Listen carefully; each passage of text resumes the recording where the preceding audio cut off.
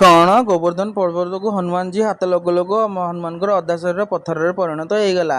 ଇଏ କେବେକର ଘଟଣା। ଯେବେ ବାନରମାନେ ଶ୍ରୀରାମଙ୍କ ପାଇଁ ଲଙ୍କା ଯିବା ପାଇଁ ରାମ ସେତୁ ବନାଉଥିଲେ, ସେତେବେଳେ ପଥରର ଅଭାବ ଦେଖିଲା ହନୁମାନଜୀ ପର୍ବତ ଉଠାଇବା ପାଇଁ ଆସିଥିଲେ। ବାଟରେ ଗୋବର୍ଦ୍ଧନ ପର୍ବତକୁ ଦେଖିଥିଲେ। ଏହାକୁ ସ୍ପର୍ଶ କରିବା ମାତ୍ରେ ଗୋବର୍ଦ୍ଧନ ତାଙ୍କ ଶରୀର ପଥର ହେଇଗଲା। ଗୋବର୍ଦ୍ଧନ ପର୍ବତ ରାଗିକି କହିଲେ, ହେ ବାନର, ତୁମେ କେମିତି କୋଉ ସାହସରେ ମୋତେ ଛୁଇଁବାକୁ କଲେ? ହନୁମାନ ସେତେବେଳେ ହାତ ଧରି ବିନମ୍ର କହିଲେ କି ପ୍ରଭୁ ଶ୍ରୀରାମଙ୍କ ପାଇଁ ରାମ ସେତୁ ତିଆରି ହେଉଛି, ସେଥିପାଇଁ ପଥର ଅଭାବ, ସେଥିପାଇଁ ଆପଣଙ୍କ ସାହାଯ୍ୟ ଦରକାର ଅଛି।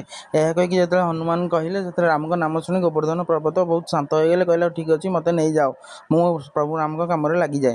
ପର୍ବତ ନେଇ ଗଲାବେଳେ ଅଧବାଟେ ତାଙ୍କୁ ଖବର ଆସିଲା କି ସେତୁ ବନ୍ଧ କାର୍ଯ୍ୟ ସମ୍ପୂର୍ଣ୍ଣ ହେଇଯାଇଛି। ସେଥିପାଇଁ ବାଧ୍ୟ ହୋଇ ହନୁମାନ ଅଧ ରାସ୍ତାରେ ଗୋବର୍ଦ୍ଧନ ପର୍ବତକୁ ରଖିଲେ। ଗୋବର୍ଦ୍ଧନ ପର୍ବତକୁ ରାଗି ଯିବାରୁ ତାଙ୍କୁ କଥା ଦେଲେ କି ପ୍ରଭୁ ଯେମିତି ହେଲେ ଆପଣଙ୍କୁ ଆସିକି ଯୋଉ ଜନ୍ମରେ ହଉ ଏଇ କୌଣସି ଅବତାରରେ ଆସିକି ଦେଖାଦେବେ। ତାପରେ କୃଷ୍ଣ ଗୋବର୍ଦ୍ଧନ ପର୍ବତକୁ ଆସିକି ନିଜେ ସ୍ପର୍ଶ କରି ତାଙ୍କୁ ଉଠେଇଥିଲେ ନିଜ ଆଙ୍ଗୁଳିରେ, ତାଙ୍କର ସଂକଳ୍ପକୁ ପୂର୍ଣ୍ଣ କରିଥିଲେ। ହେଲେ ଭକ୍ତିର ଭଗବାନ। ଯିଏ ମୋ କାହାଣୀରେ ସନ୍ତୁଷ୍ଟ, ସେମାନେ ଜୟ ଶ୍ରୀରାମ ଲେଖି କମେଣ୍ଟ ସେୟାର କରନ୍ତୁ।